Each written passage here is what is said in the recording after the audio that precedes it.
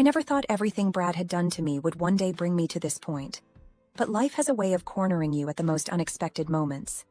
And that night, the night when boundaries blurred, when logic fell silent and the storm inside me spoke instead, I felt completely cornered. I was sitting at the edge of my bed, staring at my trembling phone screen. My eyes were locked on it, as if refusing to accept what I was seeing. Brad's messages, the photos, with her. Walking arm in arm through a hotel lobby, that smile on his face, the one he hadn't shown me in months. My stomach clenched. My hands turned ice cold. The anger inside me, the disappointment, and worst of all, the helplessness. I was 36. My first marriage. I thought it was love. But to Brad, I was just the third woman. 45 years old, 3 marriages, countless betrayals. And now, he had done this to me too.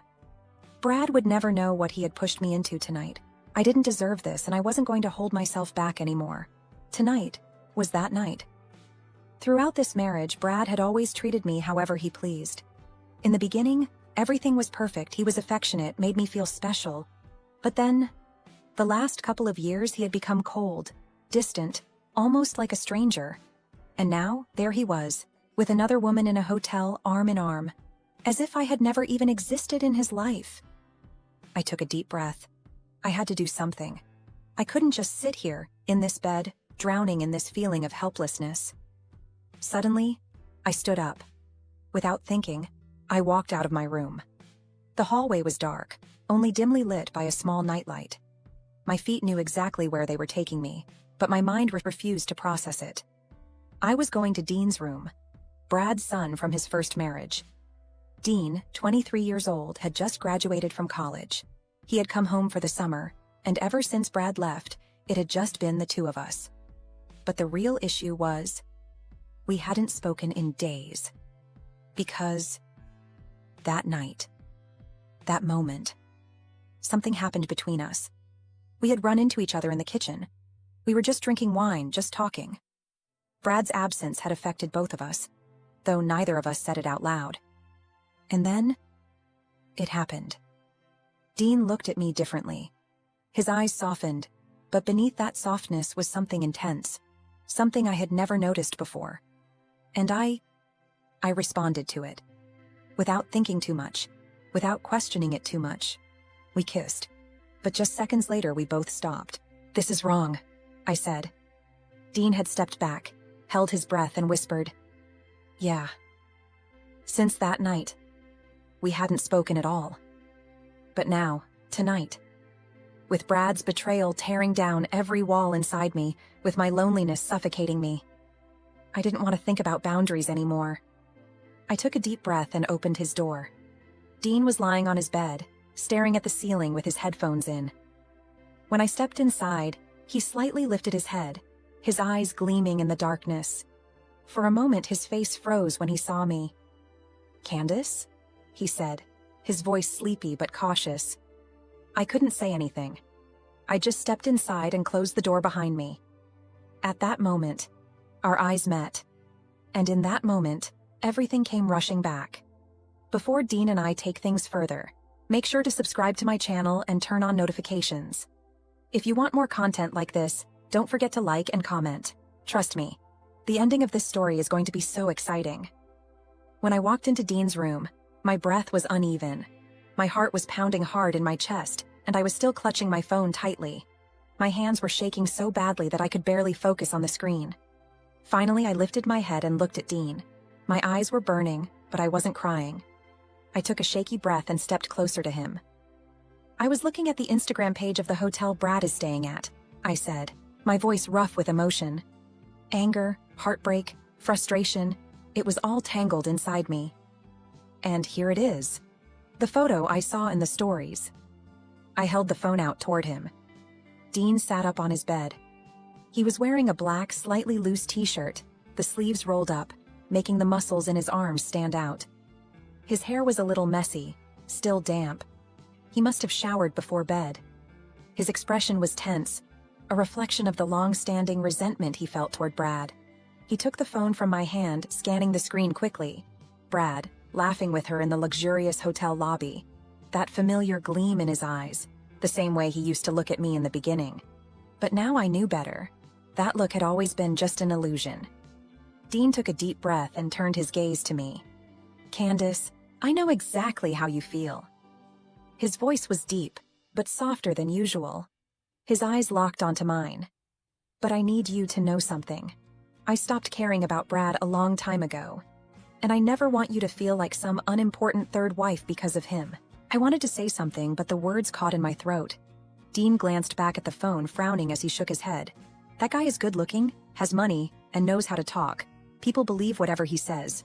But in reality, he's worthless. No one knows that better than I do." I looked away, crossing my arms over my chest, trying to steady the shaking inside me. Every word Dean said was sinking deep, but what affected me the most was the fact that I actually believed him. He took a step closer. The space between us had almost disappeared. "You are not unimportant," he said, his voice lower, steadier. His eyes held mine, not letting me run away from this. "You are beautiful, smart, and thoughtful, Candace." I held my breath. Dean's words were fighting against every insecurity Brad had planted in me over the years. Against the fragility inside me, the emptiness of feeling abandoned, the ache of believing I wasn't wanted anymore. But Dean's voice, it was calming me. For a few seconds, I just looked at him. The dim light in the room cast soft shadows over his face, making his features even more defined.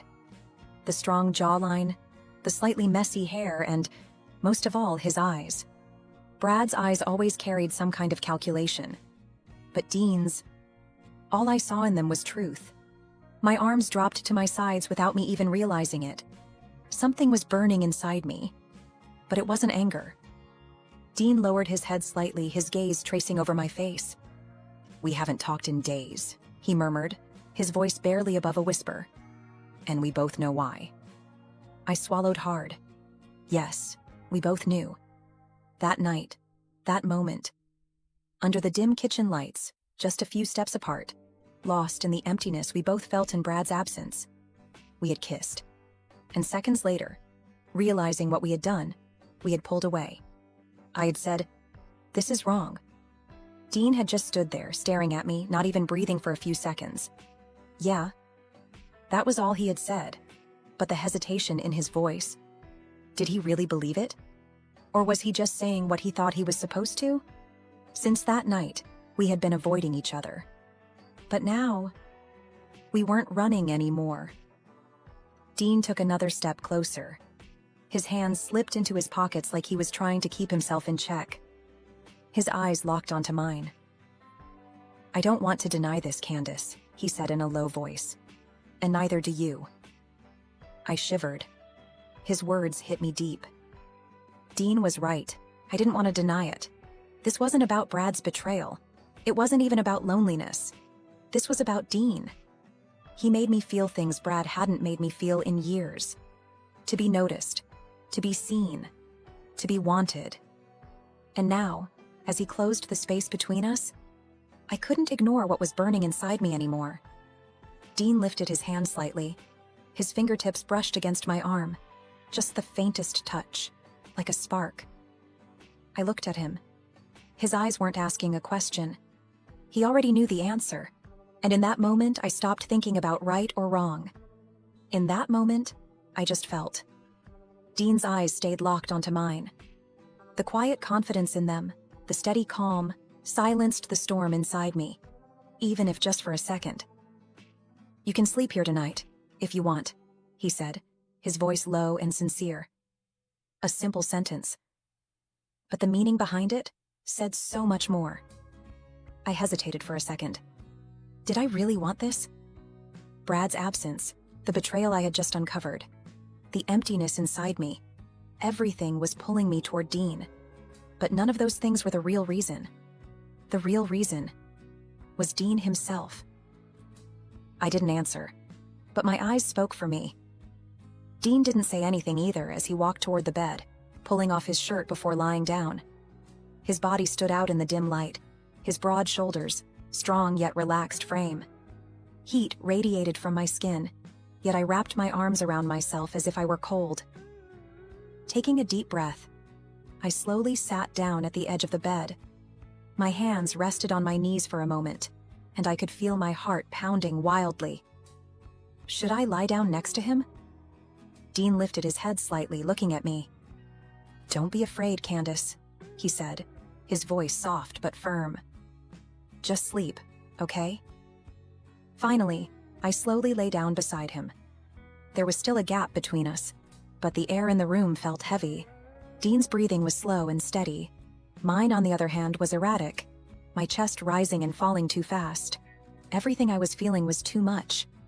Dean turned his head slightly toward me, his eyes filled with warmth that seeped into me.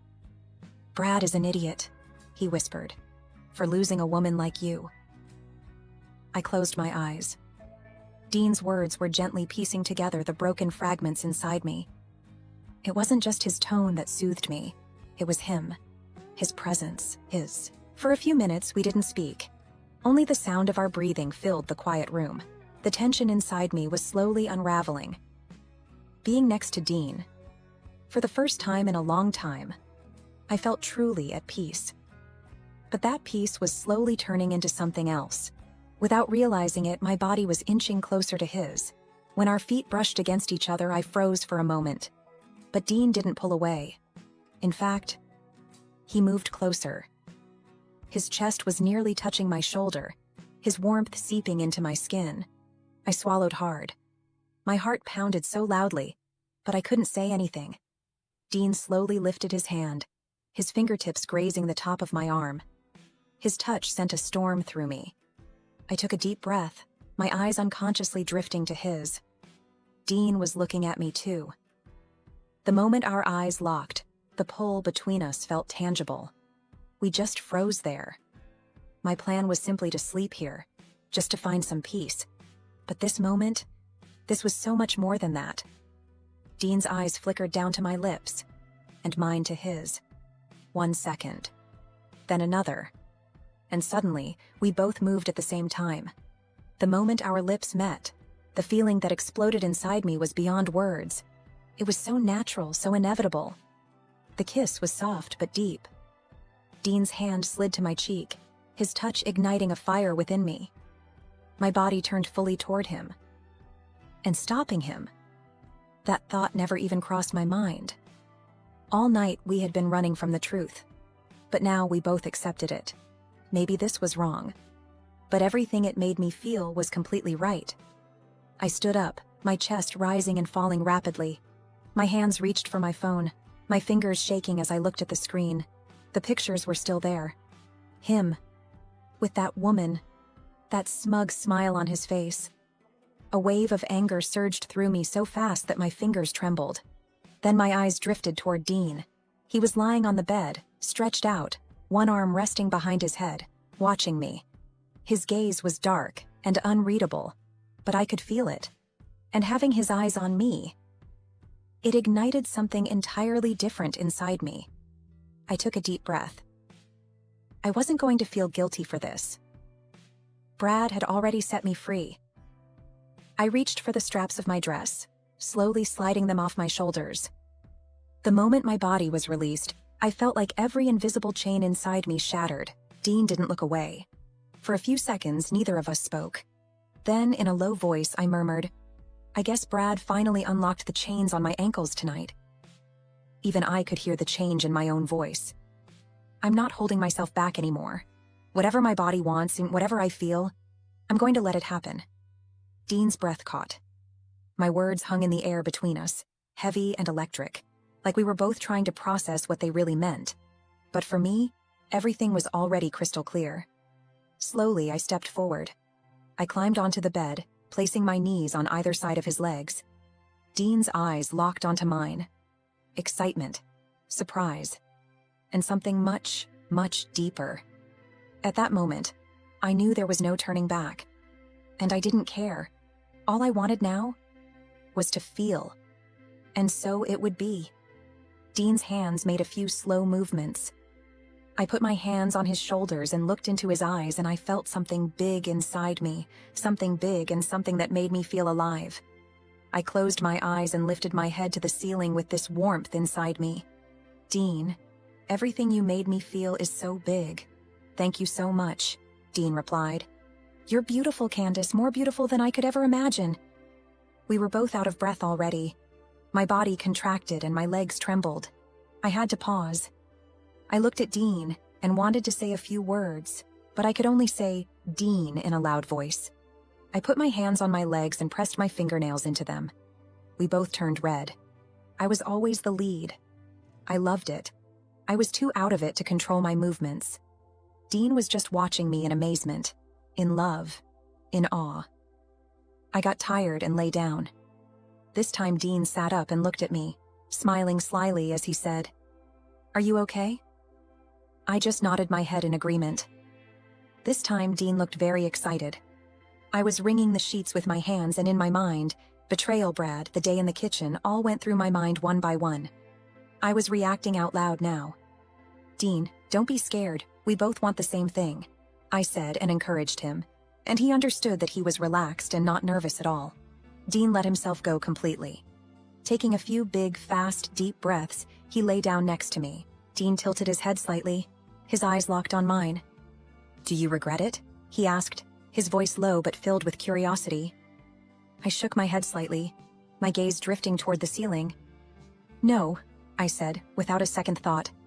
"Not even for a moment." Dean kept looking at me, that familiar smirk playing at the corner of his lips. "That day in the kitchen, I knew," he murmured. "I saw everything. Back then, you didn't really know Brad, but I always saw him exactly for what he was. I turned my eyes to him. He was right. It took me time to really see Brad for who he was.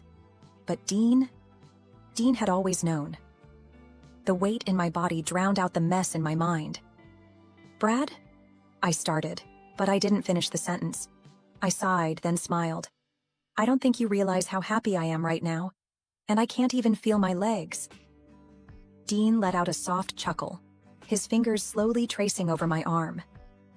"Right now, the only thing I want," I whispered, tilting my head slightly toward him, "is to fall asleep next to you. And from now on, I want a life where it's always you." Dean paused for a moment, warmth flickering in his gaze. "Then sleep, Candace." I closed my eyes, and for the first time I felt truly at peace. Dean's arm wrapped around my body, his breath brushing against my skin. In that moment I had no idea what the future held, but none of that mattered. That night, that moment, United States, and until Brad came back, every night would be ours. But the real moment, the one I knew would change everything, would be when Dean stepped onto that balcony one day, not caring about anyone, not hesitating and taking what was already his. This story isn't over. Make sure to follow and subscribe for more. Turn on notifications and drop a comment. Your support means everything. Thank you for being here, and stay tuned for what happens next.